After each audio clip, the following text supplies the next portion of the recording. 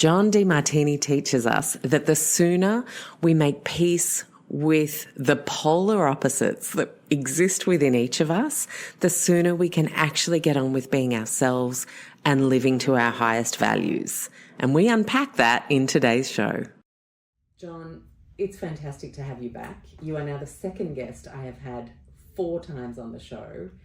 And when I think of you and Maggie, the other, I really think of you both as incredible, energetic encouragers of people to feel comfortable within themselves as a sense of freedom to then expand into what we are truly able to achieve in a lifetime. And I can think of no better example than you. So it's wonderful to have you back. It really is. Thank you for having me.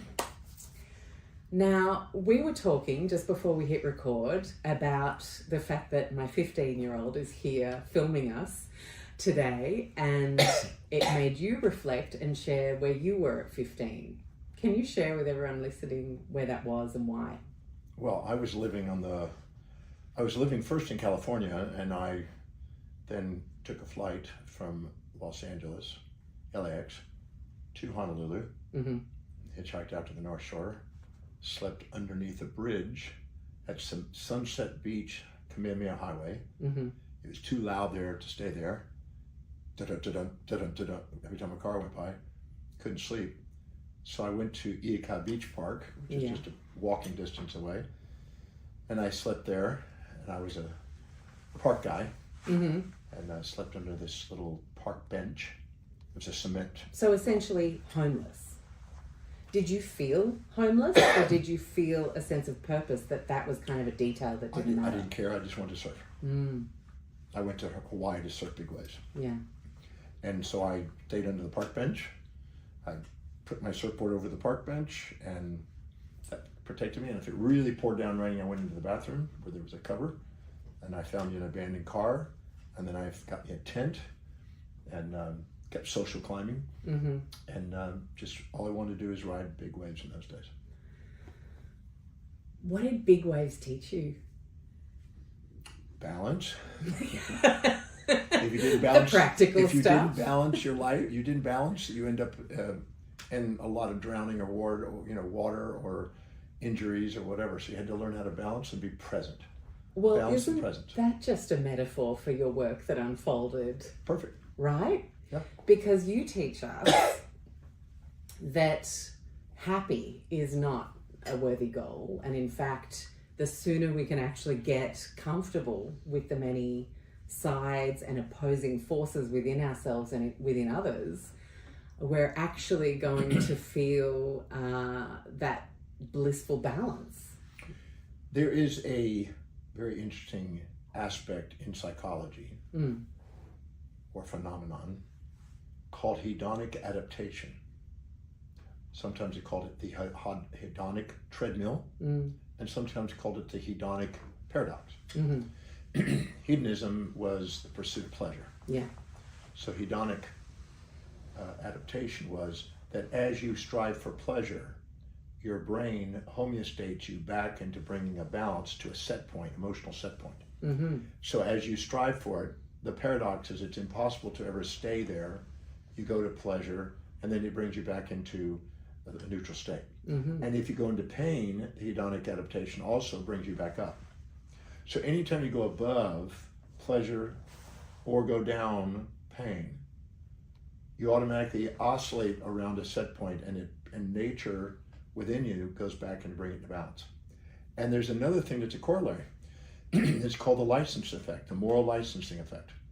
The moment you feel proud and elated and pleasureful with yourself, you simultaneously give yourself permission to do something you're ashamed of to kind of bring it back into the set point. So if a person works out and they get really in good shape and get their butt and abs and tight and everything else, they sometimes give themselves permission to overeat the chocolate, overeat and overdrink as a compensation. Or if they go and overdrink, then they go out and get motivated to go out and work out the next day. So these are homeostatic mechanisms in the brain to keep us at a set point. So nobody really ever gets more pain than pleasure, or pleasure than pain, or happy and sad and happy. The illusion is that temporarily while they're having that, and they're conscious of one and unconscious of the other, that one is outweighing the other. But the truth is, now I did a study 40 years ago. I was 28 years old and I did a study. Oh, I think I know the one. Is this the positive words? Yeah. Yeah. And I took the most positive words in the English language and I found 2,000 of them and I compiled them into statements and made 2,000 quotations or affirmations or positive statements. And I made a commitment that I would read. I took the 2,000, divided them by 365 days, which is 5 to 6 quotes per day. And I quoted them 108 times minimum a day. So that meant 540 to 648 quotes. And the real truth is I did 600 to 1,000 a day. So I basically affirmed these quotes. These are the most positive words in the language, most positive statements a human being can give themselves.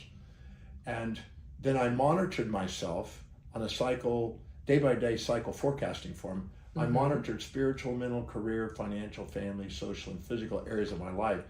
And where I was, let's say spiritual, was I feeling enlightened or I'm feeling darkened? Mentally, I did feel sharp or dull. Vocation, I feel successful or failure. And I had a +3 to a neutral to a -3. And I monitored this 4 times a day for 2 years, reciting 108 recitations to even 200 recitations. So 600 to 1,000 of these affirmations and positive statements throughout the day, monitoring how I felt for 2 years. Wow. And then what I did is I oscillated throughout the day. My emotions would fluctuate. Yeah. And I would go +3 and down to -1 and 0 and I'd be stable. And then I go to 2 and then I go down to -2. And whatever would gyrate me from the daily experiences. And I kept record as honest as I could, four times a day, every 4 hours. So from 7 in the morning, no, every 3 hours. 4 times 3.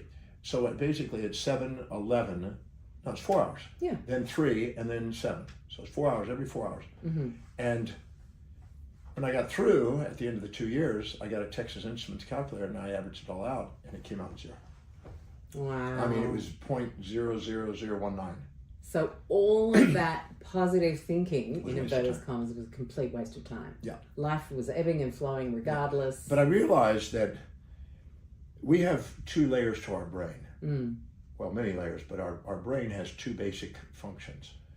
An amygdala function, which is for emergencies and survival, to capture prey, to avoid predator. Yeah. So if that means we see a prey, we got to capture it to eat, or we'll starve to death. Or if we see a predator, we got to run, escape, or we'll be eaten to death. So we have a survival state, which is an amygdala and hippocampus, and some people call it the subconscious mind. And then we have a superconscious mind, a medial prefrontal cortex, which is an executive function, which sees things more balanced. So if you see positive without negative, it's prey. Negative without positive, it's predator. When it's balanced, it's neither prey or predator. Now, what I found is that when we are going through these volatilities and emotions and perceptions, they're oscillating, but they oscillate around a mean, a set point. And we have a homeostatic mechanism to normally stabilize ourselves, or otherwise we're perturbed. And stress is the inability to adapt to a changing environment. So we have to adapt. So what we do to adapt is we bring it back into balance. Yeah.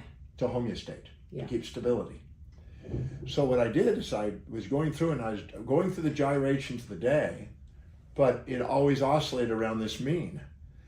So there was a homeostatic, intuitive homeostat mechanism, a psychostat I called it, that brought me back to the mean and stabilized me. So the net result was I didn't accomplish anything with positive thinking. But I realized that negative thinking was also not something you could do. If you set out, I'm going to be as negative as I possibly could, you can't sustain it. In fact, you actually make people laugh. If I have people think of some and focus on the negatives, they'll start chuckling and laughing after a while, and they'll go in the other direction. So just like if you take aspirin, you think it's there to take care of pain, but it actually reduces your ability to feel pleasure in addition to pain. Most people don't know that. So there's a set point. And the same thing in psychology. So I gave up happiness. It made me too sad. I stopped doing that 40 years ago. And I basically realized that stable individuals are able to pursue something. Imagine you're in a relationship, okay? You're dating somebody. And you have this fantasy you're going to get more positives and negatives, more pleasures and pains. And they're going to be more supportive than challenging, and more kind than cruel, and more generous than stingy. Not going to happen. If you communicate in their values, they can be nice. If you challenge their values, they can be mean, and you're going to do both. Yeah. You're going to have peace and war, and calm and turmoil, and positives and negatives, and all pairs of opposites along the journey. So if you have an expectation for somebody to be one-sided, you're going to be let down. And then you're going to be the opposite side. You're going to be angry now because you now have had the fantasy of one side. The amygdala wants to avoid a pain, seek a pleasure, avoid a predator, seek a prey. The executive center embraces both simultaneously with objectivity. If you listen to your executive center and you focus there, you set real objectives that you're able to achieve. If you set up a fantasy of one-sidedness, you can't achieve it. You get smacked by the other side. And that's where a lot of volatilities and distresses and angst are, because we're expecting to get as the Buddha said, the desire for that which is unobtainable and the desire to avoid that which is unavoidable is the source of human suffering.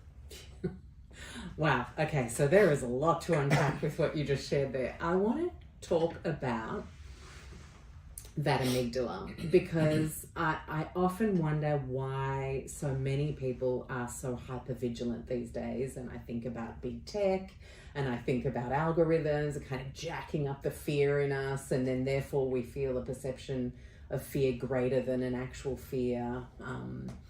And I'd love to hear you explain perhaps how we can raise our level of awareness of emotional intelligence around vigilance and fearing predators in our lives, because I feel like a lot of people are dictated by that energetically at the moment in the world, causing, polarization and all these awful things where we hate each other.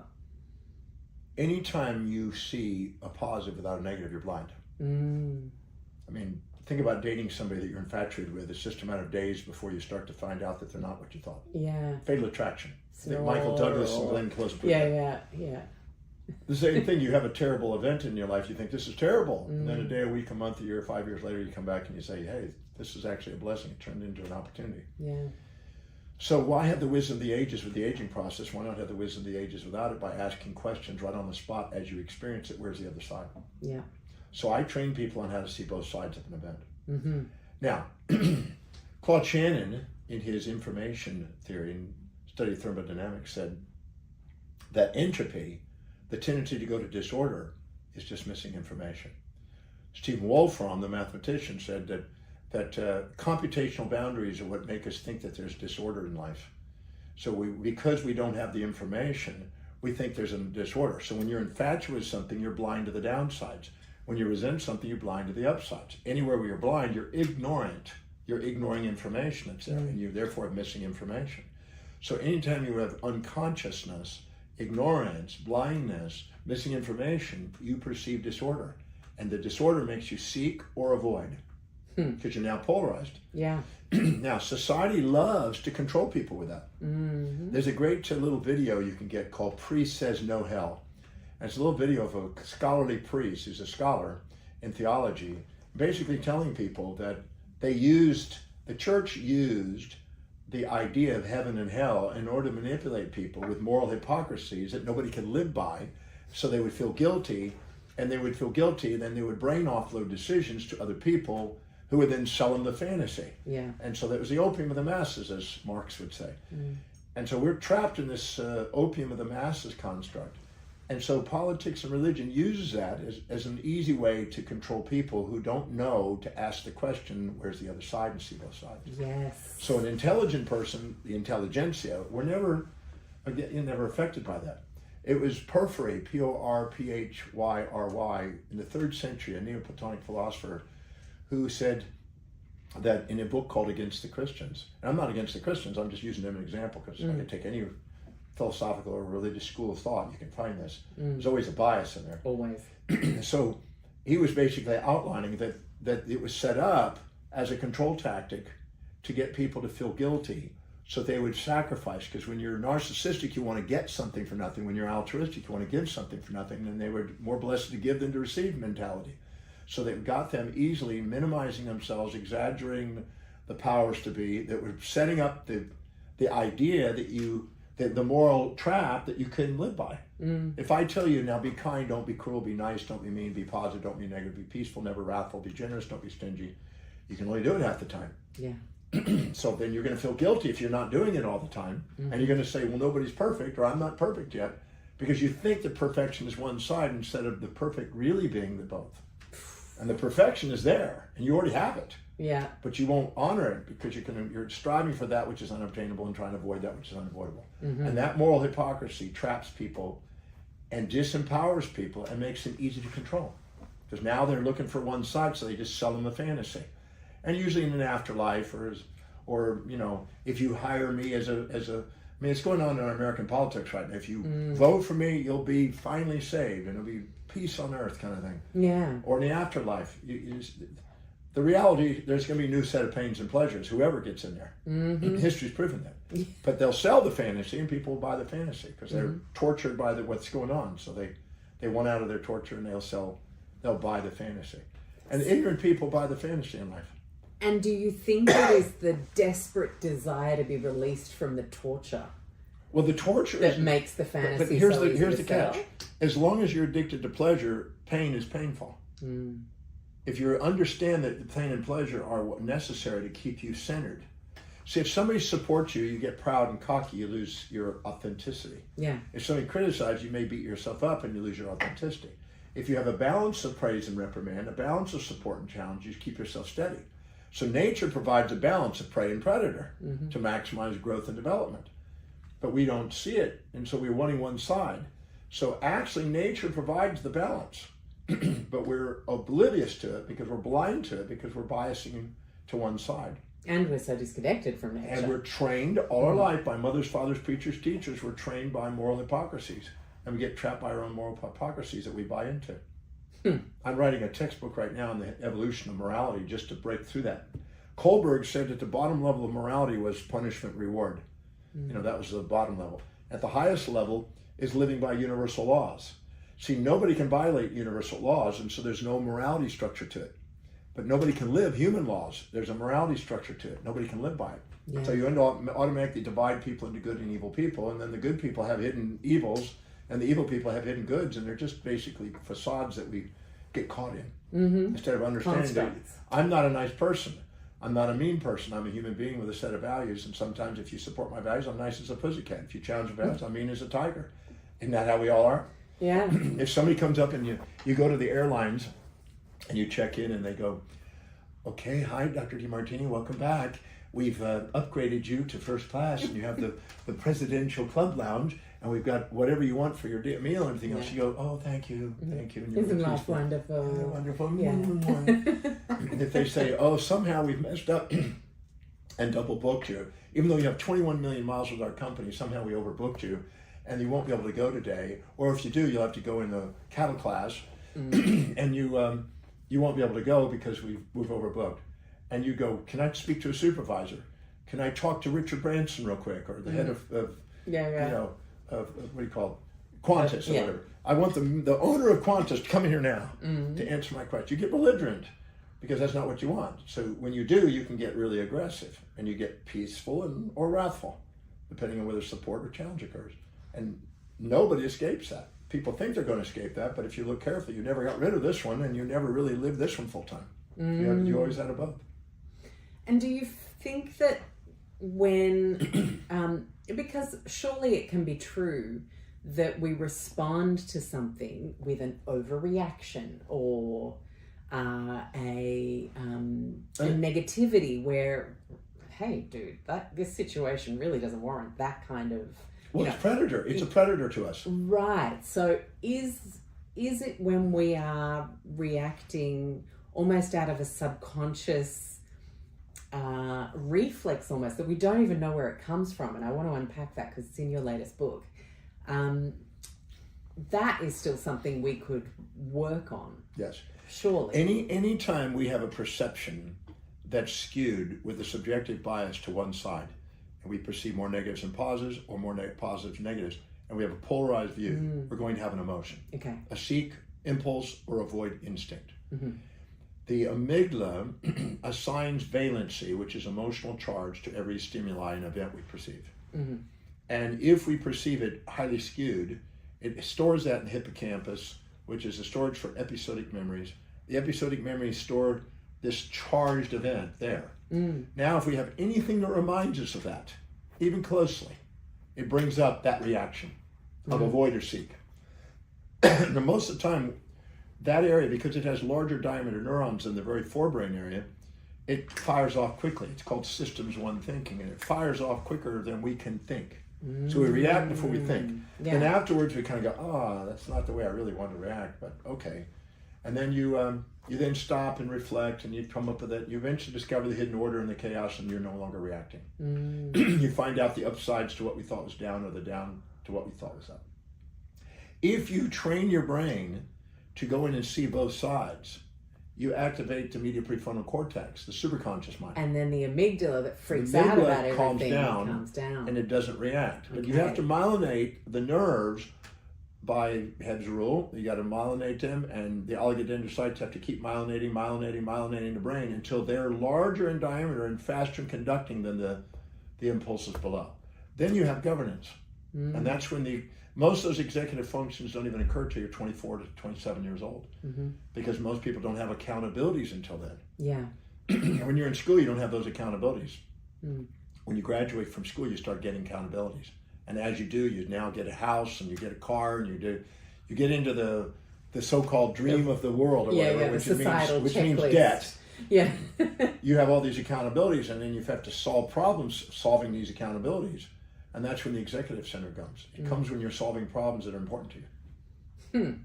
So can you actually create a world for, say, a teenager like my cameraman here today with us, who understands and knows how to solve for things earlier than when the prefrontal cortex so-called comes online? I was in Bali 2 weeks back, about 7 weeks ago. And I met up with a young lady who I met when she was 11. She's 17 now. So before COVID and then after COVID. Yeah. She started a company at age 9. Wow. A fashion company. At age 11, she went on Shark Tank, and they offered her $33 million, I believe, for her company. And she turned it down. She said, no, it's worth way more than that. And she had executive function, because I lectured with her in Las Vegas and also in London, side by side. And she's an amazing girl. I mean, she's 11 at the time. Yeah.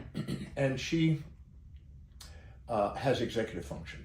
I have another boy who's 8 and 9, turning 9, who's developing executive function.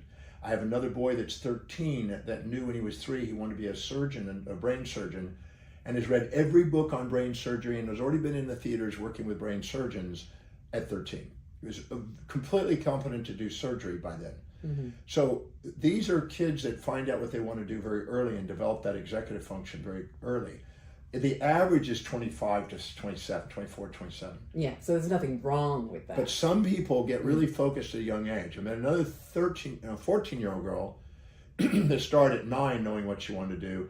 And by the time she was 14, she closed a big deal with Disney, and she was really focused. By the time the next year, she had signed another big deal, and she was a multimillionaire and was doing it. Another girl I met who was also 9 started. By the time she was 15, she was on the front cover of Vogue magazine, had her own fashion line. So there are people out there that, because they take on accountabilities and they find out what they want to do and they get clear about a mission, they develop their brain very rapidly. Yeah. Majority of people don't do that. They go to school, they get party and play amygdala. They're not really inspired by the class. They're just taking classes they're kind of supposed to, and they haven't really found their mission and objective yet. And then when they finally get clear, okay, what career am I going to take? And then they start narrowing it down, and they're in the mid-20s, and they start to have marriage or children or jobs, or I got to pay for my rent, I got to pay for my car. When they start tackling challenges to fulfill what their focus is, that myelinates. So you can do it early. Yeah. Okay, I want to move to something that you talk about in your latest book, which focuses on emotional intelligence. And something that I wanted to ask you was, and I just want to grab my question here because, yes, this was it. So you're on emotions and subconsciously stored impulses and instincts. Which are the emotions. Yeah. Are sometimes programs that we're running that we don't even know where they come from. Right.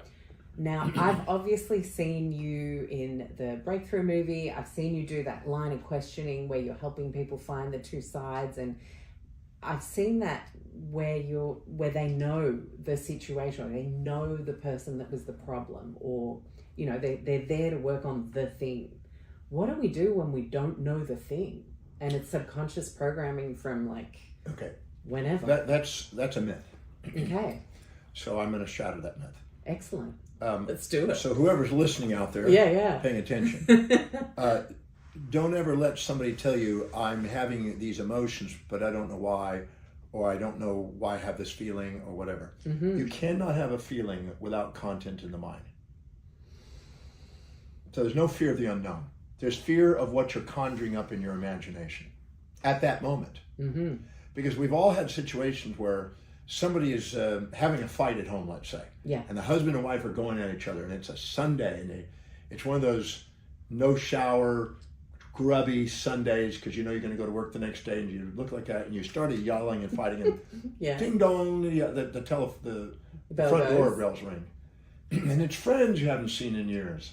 And you immediately go, get back to you later, you know, asshole, as Arnold would say. Yeah. And then you put on a smile and you go like that. So you can change in 10 seconds if you have enough motive for doing it. You can go and completely focus on something else and not even feel that. Huh. We've all done. We all of a sudden forget about that, and then we'll get back to it later. Then we go back to it, now we feel. So whatever we're feeling, we have content in the mind, real or imagined. And most of it's imagined. So when people have fear of the unknown, they don't have fear of the unknown. They have fear of the content in their mind at that moment. Mm-hmm. Tell me what that... So if I go in and say, well, I'm having fear. Okay, go to the fear. Feel it. You there? Good. Close your eyes. What is in the mind? If they say, I don't know, I go, no, not possible. I don't let them bullshit me. I basically say, what exactly at that moment, what is the content of mind? And that means you're anticipating somehow in the near future or the immediate future more drawbacks and benefits, more negatives and positives in your mind. That's it. And you've conjured that. It may have nothing to do with what's going on in the world, but you've conjured it in your mind at this moment. Mm-hmm. And if you're elated, it can go the other direction. And you can compound it into anxiety, which is nothing but a compounded fear. It's like compound interest. And you put money into an investment, into a bank, for instance, and it's compounded, let's say, 10% a year. Yeah. As the months go on, another 8% is added month by month, compounded monthly. And then on the compound interest, that's compounded. And then on the compound interest, that's compounded. And so eventually you compound your interest and you double your income basically every nine years, or double your investment. And the same thing with emotions. Emotions are compounded. Mm-hmm. And so a fear, an original fear, now something comes along and reminds us of that original fear, and it's compounded. Now 20 things can trigger that same response. Then those now have new associations, and those can be compounded. Now you have even more secondary responses and tertiary responses over an original event that you label positive or negative. And just as we have a anxiety, we also have an ecstasy. Ecstasy is a philia, a fantasy that's been compounded, and a nightmare is a pain that's compounded. And so we associate with that. And when somebody says, I don't know why, it means they're just not caring to be present. And sometimes they have a hidden agenda not to do it, so they get sympathy from other people, or get out of a job, or get out of going to school, or whatever. They use these as strategies. Mm-hmm. So you have to first find out, make them accountable to find out what it is. And if they don't want to find it out, it's because they've got an agenda, and I need to find out what that agenda is. Wow, yeah. I mean, that makes so much sense. And do you think that is how, in your breakthrough experience and the method, the questions that you put together and ask one after the other help people dissolve things? Yeah. I always say that when the authentic you, which was the theologians called the soul, lives present. Mm-hmm. But the mind, as it accumulates judgments, and it is too proud or too humble to admit what it sees in others inside itself, it adds space and time in the mind. And when you add space and time in the mind, you add entropy, and you create aging. Aging is nothing more than the emotions of incomplete awareness. That's all it is. That's what entropy is. It's the arrow of time and the tendency to go to disorder, which means missing information. And Plato said it is about recollecting that information that's there, that you know intuitively, but you blocked out because of impulses and instincts and because of moral hypocrisies. Impulses and instincts. Can we talk more about impulses? Yeah. Frustration around impulses. Why do keep doing that, or people. Well, the only reason why people do something is because they consciously or unconsciously, if it's something they don't want to do, they say they don't want to do, but they keep doing it. It's an unconscious advantage over disadvantage associated with the trigger, the stimulus. Okay. Let me give you an example. Yeah. It's real close. I think I get it, but an example would be great. Okay, so I'm in the Universal Studios, and we're filming a reality TV show many years ago. I don't know, 12 or so years ago, 13 years ago maybe. And they gave me 12 people to change their lives in 24 hours. So it's a 24-hour intensive. You get 2 hours per person. And they gave me a person that had been raped. They had a person that lived on the streets. They had a person that was overeater, obesity. And you have to change their lives in 2 hours. You got 2 hours to change their lives, and we're going to film that for the show. Yeah. Okay, good. Mission accepted, says John. Yeah, it's great. Yeah. It was a long day, but so what? I'll take it on. So this lady comes in. While I'm filming somebody else, she comes in. And during the break, while they're resetting the cameras and stuff like that for the filming, a guy who was homeless, I believe, that was used to work for Disney and then ended up losing his job and ended up on the homeless. He was a multimillionaire that went homeless. Very interesting case. This lady comes in with 2 giant boxes of food, carrying these 2 boxes of food herself. And says, "Hi, everybody. I just thought I'd bring some food in case you get hungry," and ate that food. Nobody else ate it. She ate it. Right. I mean, she ate more in that time than I eat in a week, literally. And so she said, I finally get to her, and she's got an overeating compulsion, right? And I said, whenever you fear the loss of something you seek, you stimulate ghrelin. Every time you fear the gain of something you don't want, you stimulate leptin. Because this is the fear of loss of that which you seek. This is the fear of gain of that which you're trying to avoid. Both of them can cause you to overeat or undereat. And whenever you're stressed, you're going to do overeating or undereating, most people. So somewhere in there, she's having a perception of loss of something she wants. So I started asking her some questions. I said, so what's the benefit you're getting out of eating? She says, there's no benefit. Look at me, I'm overweight, I'm doing this. And she starts giving me all this conscious awareness of how it's terrible. I said, man, it's impossible for you to continue to overeat unless you've got more advantage and disadvantage. So it's unconscious, but we need to find out what it is. Or it's conscious. Let's bring it conscious. So what's the benefit you're getting out of overeating? She goes, there are no benefits. I can't find any. I can't think of any. I said, you answered that in less than 2 seconds, which means you didn't even try to look, which means you unconsciously know what it is and even consciously know what it is. So what is it that you're getting the benefit out of overeating? Finally, after bantering her around a bit and slapping her around a bit, let her not run her little stories and excuses, I said, answer the question, be accountable. We're ticking time here. If you want a result, answer the question. She said, finally, everybody in my family's large. And if I'm not big, I'm not part of my family. I thought, okay, that's novel. At least she's honest about it. I said, what's another benefit? She said, my sister is 2 years older than me and used to push me around and beat me up a lot. And she's bigger when I was young.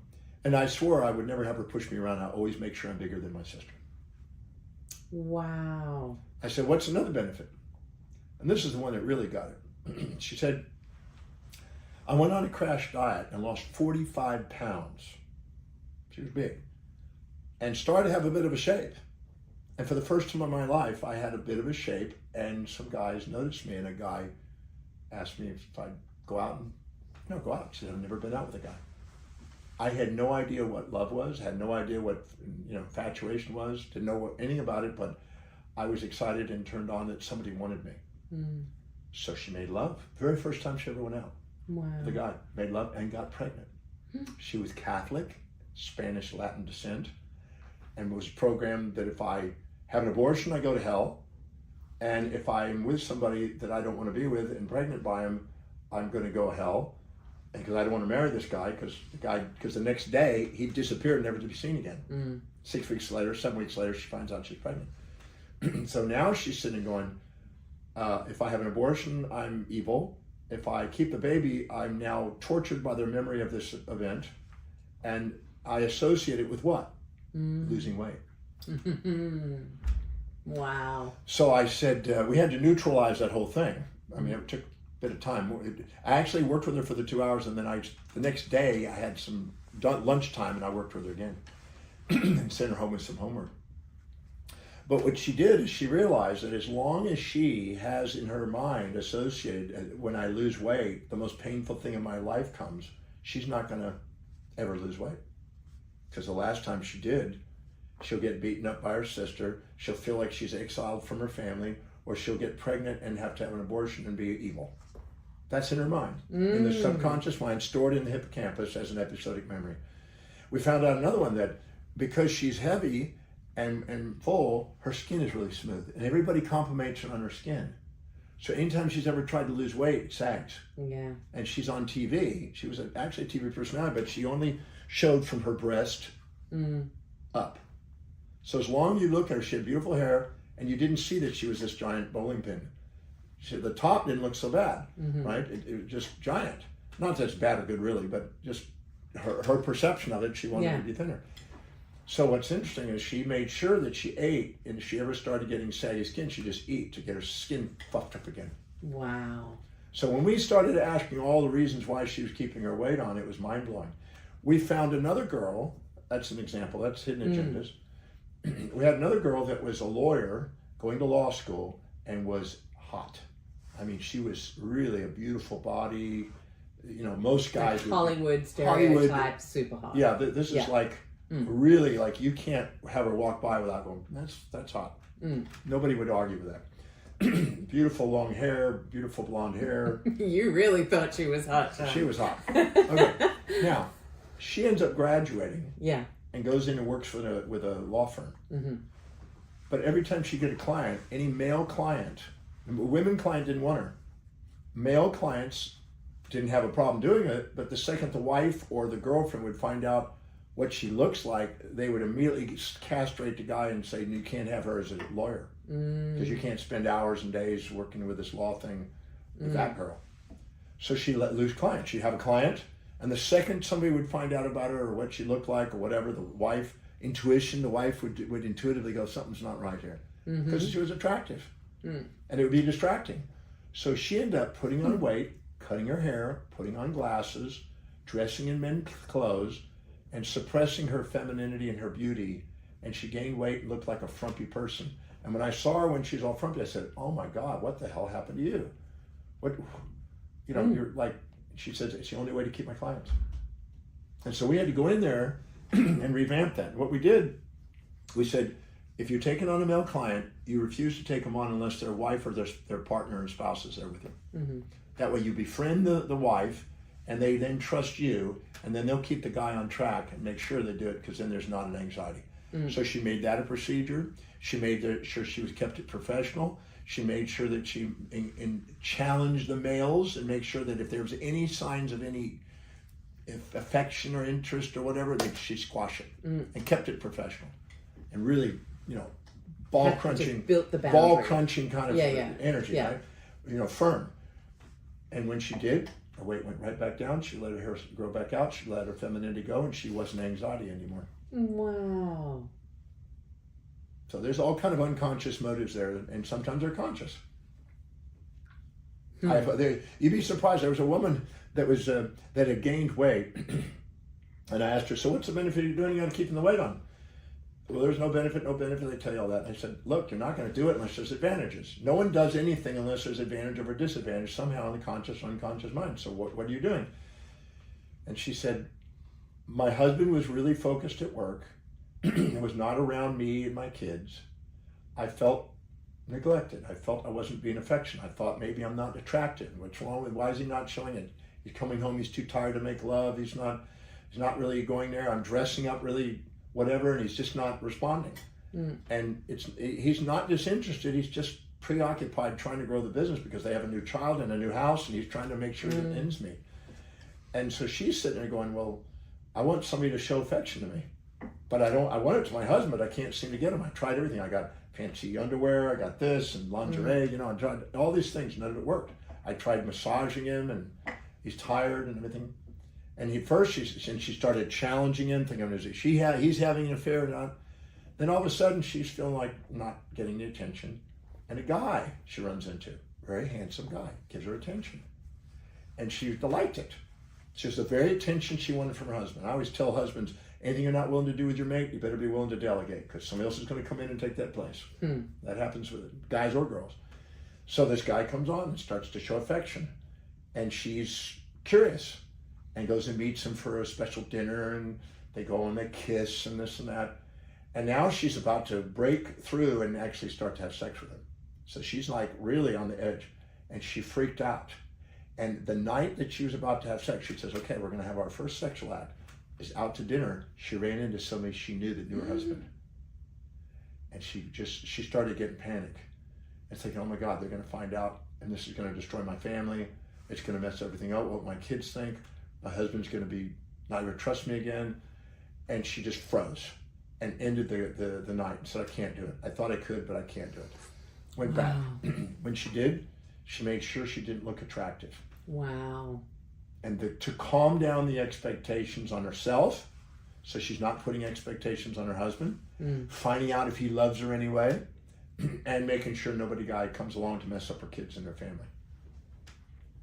Huge. So I didn't plan for this at all, John, but can we try and break up a couple of things like right now? What are you going to do? Seb, are you game to do one? What's a breakup thing? Well, how do you feel when you play tennis and you find yourself losing a few points and maybe a game? Do I have to be in the video? You don't have to be in the video. Can I be in the video? You can. You come and join us. I'm going to do one too. But let's see if we can get to the bottom of the story of losing to people that you are technically much better at tennis than. Okay. Don't you think? Yeah. Let's do it. It happens all the time. So. Okay, so you're playing tennis. You're playing professional tennis. I mean, you're starting to compete. Okay. Yeah. And so sometimes you're on a roll and you're doing great, and then nobody can touch you, and then other times you flub up. Yeah. Okay. Go to the moment you flubbed up in your mind. You judged yourself and flubbed up. Okay. Okay. Seconds before that, or minutes or even hour before that, were you cocky and assuming that you are better than this person? Probably. Yeah. Were you a bit cocky and thought, oh, this is no big deal, I can handle this? Yeah. Okay. Anytime you go into pride, the moral licensing effect will automatically do things that humble you. Pride before the fall. So anytime you go out of the gratitude for being able to master the game of tennis. So I'm going to share a story with you, this tennis. I'm 18 years old, I come back from Hawaii, and I started living with my parents at their home. And they had a lot of land, and so my job was being a lumberjack, chopping trees down. And behind our house was another house, off through the woods. And there was a girl there, a wealthy family, and they had a beautiful house, and they had a tennis court. And they have a 16-year-old daughter that wants to play tennis and professional tennis. So she didn't have anybody to play with half the time. So she found I was moved back from Hawaii, and she said, will you come play tennis with me? And I would say, yeah. And I was not a tennis pro or player, but I seemed to be good at sports. So I could banter a tennis play. I could do it. When we first started playing, I beat her. She was 16 and she was learning, and I would beat her. And I enjoyed playing as long as I won. But she wasn't worried about winning. She just used me as one to hit the balls back so she could practice her forms. So she was committed to mastering the forms, not winning. Just mastering the skill of tennis. So she was here, not here. She was in the executive function. Yeah. And everything that I did, she was looking at it from a strategic position, not I gotta win. As a result of it, no matter what happened, she was learning. In my case, I wasn't making any steps forward really. Not on the scale she was. And she didn't care. She was using me like a dummy to play with her so she could just have somebody hit the balls back at her so she could practice her forms. Yeah. And she was focusing on mastering the form. So each time we played, she just kept getting better and greater and greater at this game. And I didn't show any gradation. And so that's because you were making it about winning and losing? I was about winning or losing, trying to do it. So I was immediate gratification, she was long-term vision. And long-term vision always overrules that. So gradually, I didn't want to play with her. I couldn't win. It was self-defeating. And it was like she'd just knock it over and I'd miss it and knock it over here and I couldn't touch it. And eventually I lost interest in playing because I couldn't compete. So I realized that she was mastering her form and was focused on the mastery of form and mastering her game, which would eventually make her unstoppable and unbeatable. Where I was just looking at I had to win. So the attachment to success breeds the fear of failure. The attachment to win breeds the fear of not winning. And those put you in the amygdala and takes you out of your strategies, and you then impulsively react the second you compare yourself to them and judge. When Phelps goes out and swims, he doesn't look at the people on either side. He focuses on, like a horse race, they put blinders on them so they can't see the other horses. They just focus. When people are focused on their objective and not on the competition by the law of contrast, you're more focused. Yeah. Imagine we had 3 beakers of water here. I had 3 glasses up there. Yeah, let's get these glasses. Yeah. I was just thinking you could maybe do with a glass of water for your cough. Yeah, maybe that might be good too. Yeah. Okay, so I don't know if you can see these, but there's 3 glasses here. Now let's say I pour water in this one, and this one is 40 degrees, it's ice water. Mm-hmm. This one is tepid, room temperature, melted. And this is 140 degree water. Not melting, I mean not boiling, just 140 degrees. Mm-hmm. So this is hot, tepid, cold. If I put a thermometer in there, it's 72, 140. If I put my hand in there and feel that, I can guess about 40 degrees. Yeah. Take my hand out, let it get to room temperature, put it back in there. I go, that's about room temperature. I don't feel any fluctuation. I don't call it hot or cold. Because we have a lateral spinal thalamic tract and a temperature control system into our brain through our thalamus that gives us a temperature that's pretty accurate usually. Then I put it in here and go, ooh, that's hot. That's not boiling, because it's not boiling, but it's about 140, 50 degrees. We can guess within 10% of that, most likely. But if I put my hand into that 40 degree water and leave it there and let my hand get cold and just leave it cold, take it immediately out and stick it in the tepid water and then ask what temperature is that? I'll say 95. Because I'm now making a comparison of this to that. Yeah. And by the law of contrast, that will distort my perception of this. So the same thing if I put my hand in this hot water, 140 degrees, and I then leave it there, and as long as I can, and then I put it in here, it'll feel like 35, 40 degrees. Yeah. Colder than it is.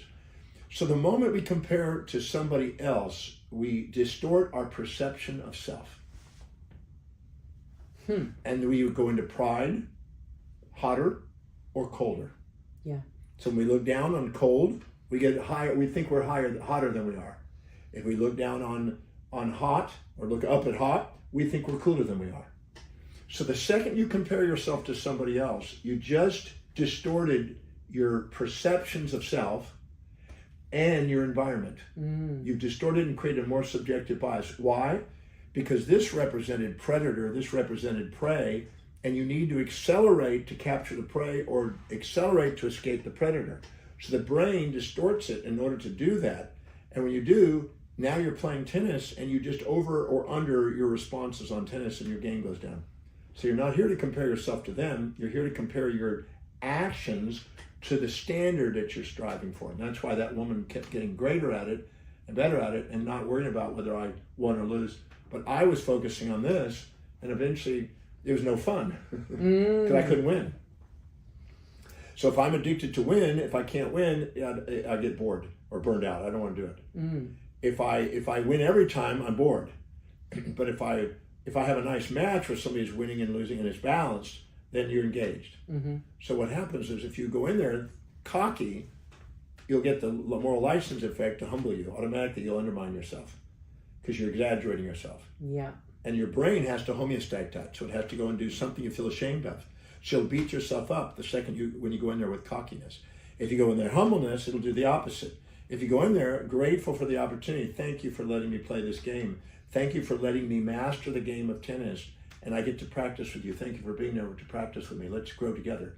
You might keep mastering and keep refining your game, and you'll end up winning. That's pretty cool.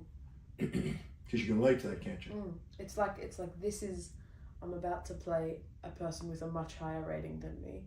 I'm about to play a person with a much lower rating than me. Doesn't matter their rating. I'm just happy to be there.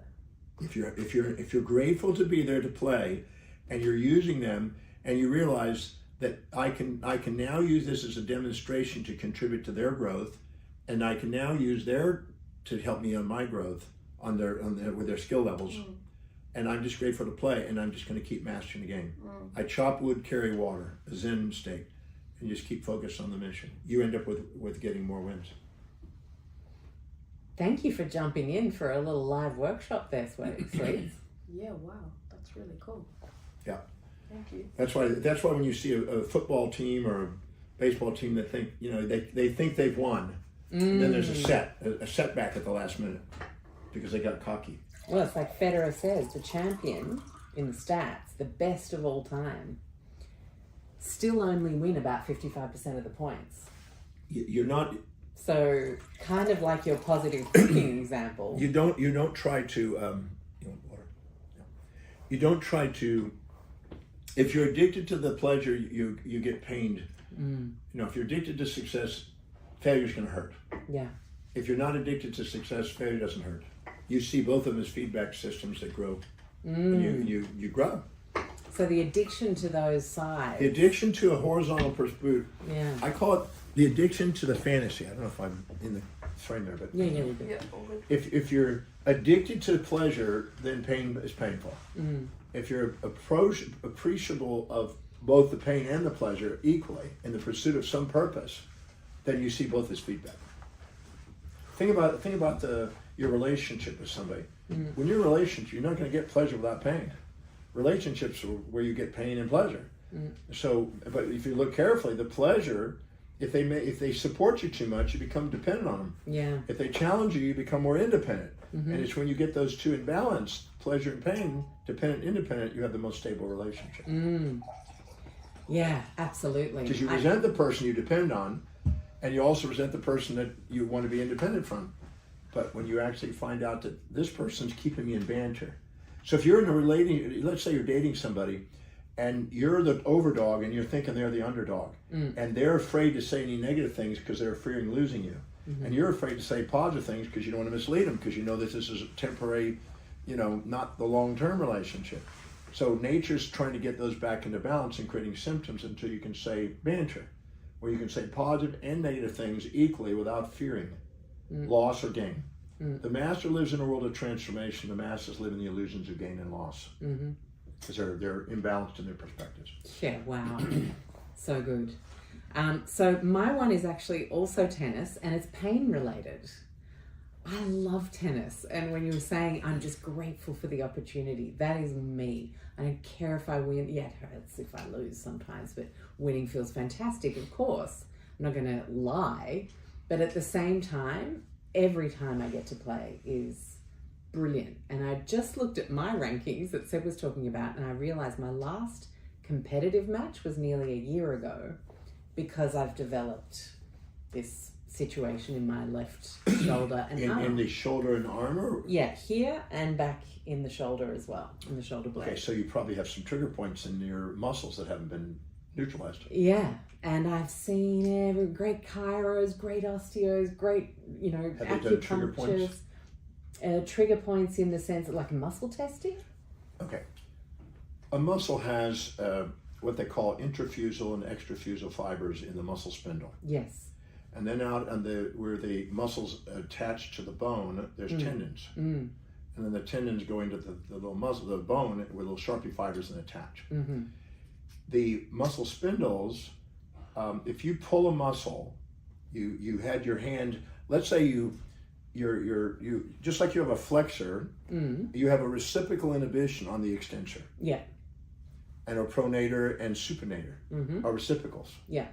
anytime you have a normal movement, the reciprocation between those two muscles fire and they work together. But if you have an abnormal movement and you're trying to do something that muscle's not designed to do, and you're holding your hand just inaccurately while you're doing a serve or while you're doing a backhand or whatever, and instead of it being firm, boom, you have it bent, and so another muscle's bringing it in, it can throw the reciprocal inhibition off on the muscles and they'll reset the muscle spindles or the Golgis. And when you do, you pull a muscle and the muscle will spasm. And so the brain, these muscle spindles are now confusing the brain about where it is, and it chronically sets up a traction, you might say, on the muscle. And what happens, the fascia around the muscle gets congested because of the pull. Yeah. And inside, the fluid dynamics inside that fascia gets congested. And so if you go in there and iron out the fascia, disperse the fluid dynamics, break up any little adhesions, micro adhesions that start to develop, which are called trigger points, and iron them all out, all of a sudden the muscle's back to normal again. And you reset the Golgi tendons. You can reset the Golgi tendons, because if they've been pulled, there's usually spasms and really tender spots on the Golgi tendons. If you disperse them and get rid of the fluids and the inflammation, it's fine. And if you reset the muscle spindles, it's a science of how to do that. They work. Then all of a sudden you're back. If they haven't done that very precisely to each of the muscles to make sure that they're on and working properly, that may be why you're prolonging this thing's taking a long time. So it's not some like deep-seated, like subliminal. No, because you probably initiated by a particular movement one day while you were playing and it was pulled. Yeah. And hasn't been ironed out. Just massage by itself won't do it. No, it doesn't. No. Absolutely. No, I used to do it when sports people and sports injuries. Sometimes the orthopedic would say, well, you're going to be out for 6 weeks. I said, come here. We go and iron it all out and they're playing the next day. Huh. Well, I got to find you somewhere here. Yeah. So it's not always an introspective, emotional inquiry. Sometimes things really are structural. Ultimately there is, because there's no way you can have any movement without a psychology. There is no way of separating. I know that. Yeah. You can't separate that. But that doesn't mean you can't neutralize that trigger point without having to do psychological things. Because I've taken many people that they may have been cocky when they injured themselves, and now they've gotten humbled by it. We can go in there and actually neutralize that cocky feeling, but we can still go in there and do the muscle work and clear the muscles. Yeah. Because something I uncovered in myself, like, you know how people have those "What would Jesus do" bracelets? I have elders like yourself and, you know, some of our incredible guests in the past, and I think, what would John do here? And I asked myself, like, so what is this pain protecting me from? Why do I need to be feeling like this and not playing competitively for this long? It's awful. No, I'd find the trigger points on it. Right. Because you didn't have a major injury. No, you had a minor pull. Yeah. And it's never been properly handled. That's all. Okay. And not everybody knows that. I mean, there's a lady named Janet Travell who is a dentist who is the one that put together a lot of the work on trigger points. And if you go to Janet Travell, you might want to write her name down. Yeah, I will. She has a chart on all the muscles of the body and where referred pain goes to from each of the muscles and where the trigger points are. Now, she used to but spray it with a coolant and sometimes procaine injections in order to break it up and disperse it. But that was usually not as effective as going in there and just literally ironing out the fascia and opening and clearing out and dispersing it. There's physical ways of doing it. I found it's much faster, much more quick. And you can sometimes get people back up on their feet and after injuries very quick. I mean, some cases minutes. Incredible. Yeah. And I think it's really fascinating to have an emotional example, a more psychological, and then a pain example, and there's not always going to be something. Well, it may be there, but that may not be what's now causing the issue. Yeah. That may be also there. If you keep a repetitive system, you've got some issue there. Yeah.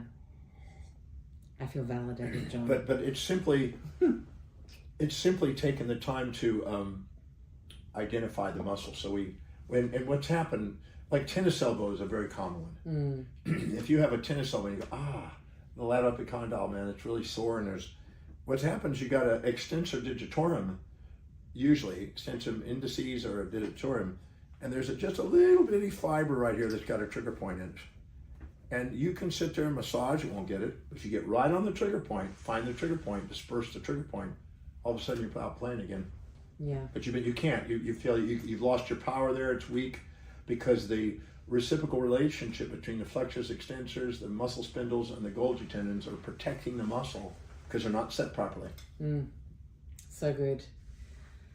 Okay. So I'm going to ask you one more question. And that is, as we work to, is the work to make peace with the negative perceived and the positive perceived within ourselves, is that really the major work ahead of us? If you have a fantasy of peace, you're going to torture your life. That's like some guru trying to tell you can have enlightenment or whatever. Beware. And that's how we end up following people we get blindly. It's an opium. Yeah. It's an opium. Yeah.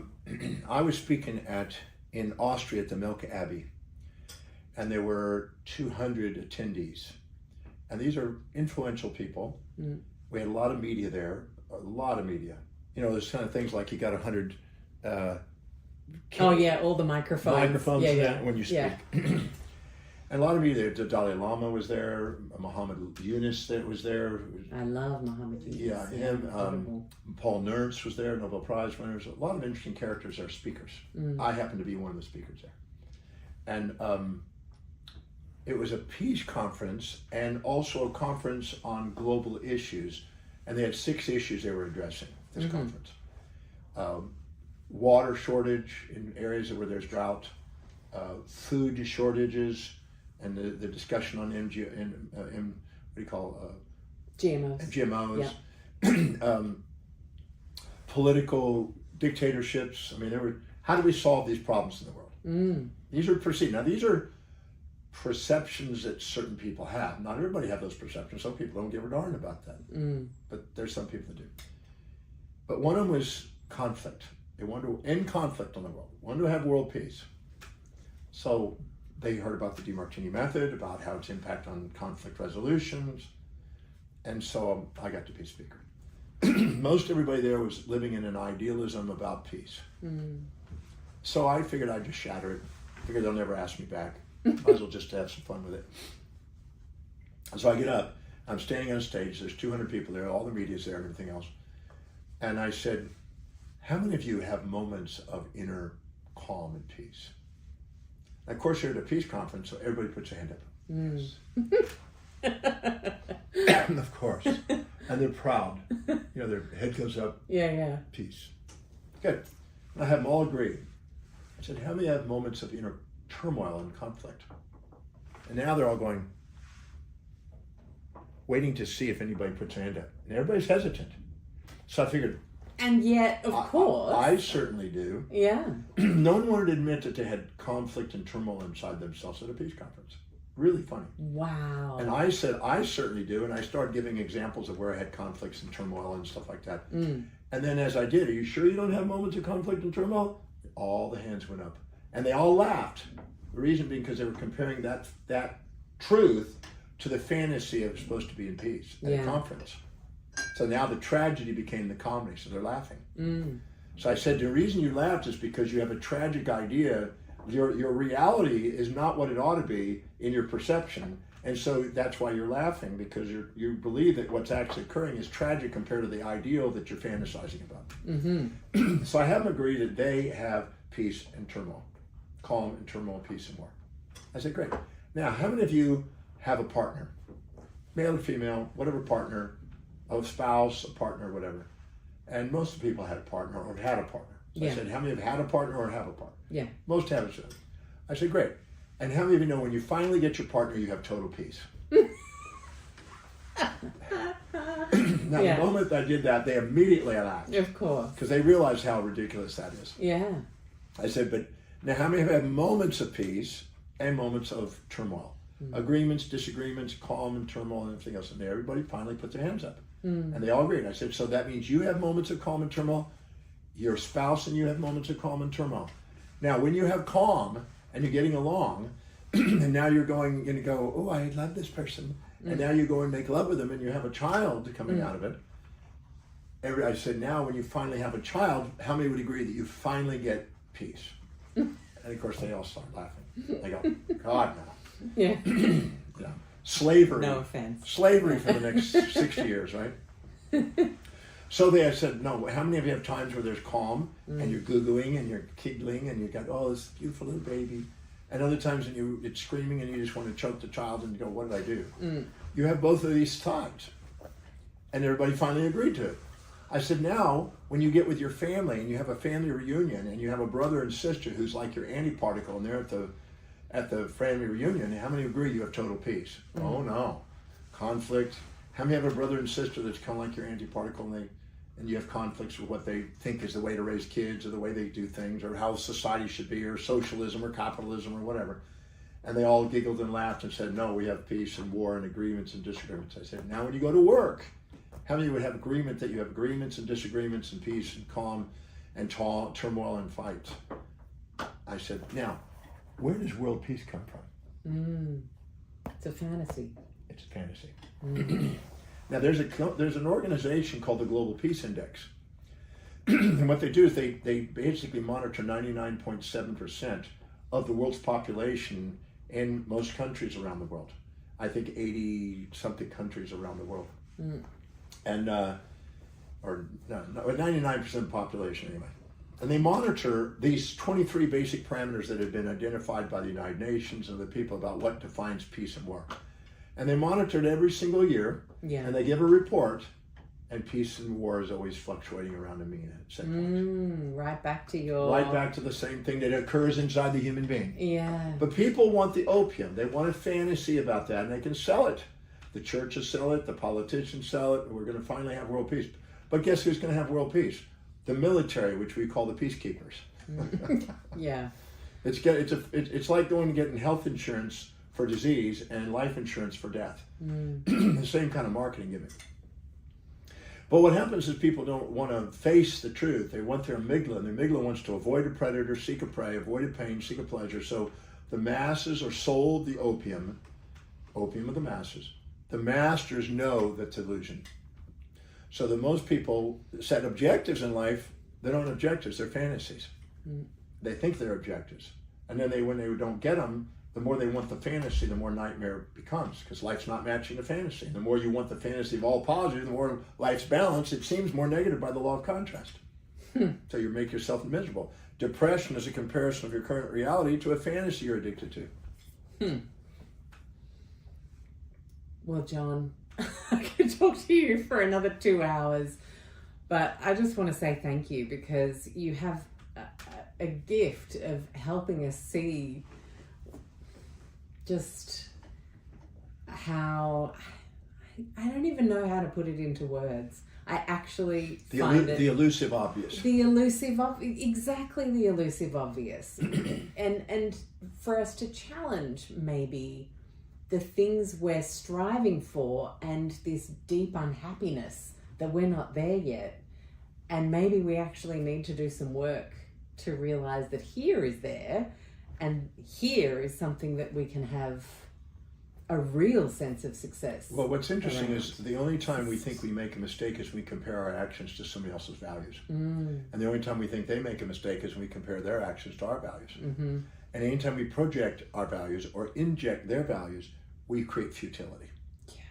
And so knowing how to ask quality questions and become aware of the missing information that's not actually missing, it just appears to be missing, and wake up to what information we intuitively know, liberates us from a lot of this craziness. And herein lies the breakthrough experience. That's why I teach the breakthrough experience. To give people a starting point that they can now follow a tool that can liberate them from a lot of emotional baggage that they run around with unnecessarily. Only because of the educated intelligence. As Dirac said, the Nobel Prize winner, it's not that we don't know so much, we know so much that isn't so. We're taught misinformation. And we see it today. It's so obvious today in social media and in politics. In America particularly, you see absolute misinformation. Yeah, we're America light here, so we get it. Misinformation. You see, CNN has its bias, Fox has its bias. And And the crazy thing is, people jump into camps to try and make all the wrong about the other. yeah, That's the it's thing an I don't in-group, get. out-group bias. It's one of the basic Yeah. biases. It's a confirmation bias, disconfirmation bias, in-group, out-group bias that most people trap themselves in instead of learning how to love. Learning how to love, hey? Good idea. Thanks, John. It works. It does. As Plato said, love is its own reward. So good. Oh, can I give you a hug? Yep. That was just...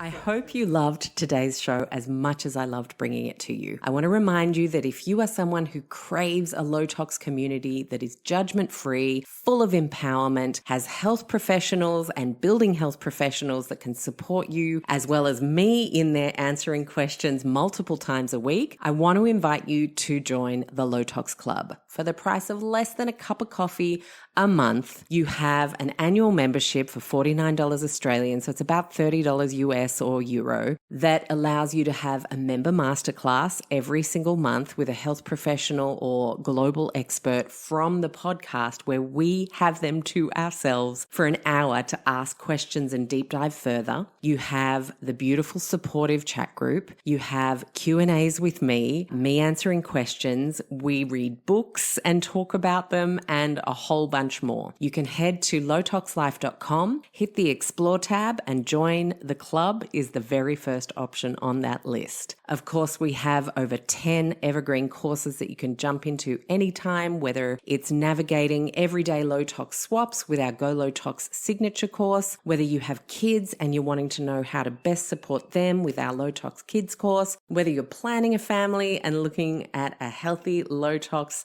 preconception journey, reducing inflammation, especially the chronic kind, with our Inflammation Ninja course, many other courses. You can again head to lowtoxlife.com, hit the courses tab, and you'll see all of the options, which includes a business course, my Low Tox Method program. A lot of people don't know, but I was doing a lot before starting Low Tox Life in 2009, and I was a business consultant across hospitality, health, retail, and cosmetics. I have been in business consulting for a very long time, so I absolutely adore helping people move into the low tox space or develop their low tox businesses. So that's a way I can support you. And then, of course, there's our wonderful social media communities at Low Tox Life on Instagram, and of course, the website with over 250 gluten-free recipes, blogs, downloadable PDFs to help you navigate wanting to get rid of synthetic fragrances in your school or office. I could go on. So head to lowtoxlife.com, see what takes your interest or fancy, and thank you so much for being a part of our podcast community. I love reading your reviews. I appreciate every follow and subscribe, and I want to just remind you to finish off that if there's anything you heard that you found interesting from a medical or scientific perspective, it is intended as education only. Please always chat to a health professional who knows you and your situation best. I'll see you next week. Bye.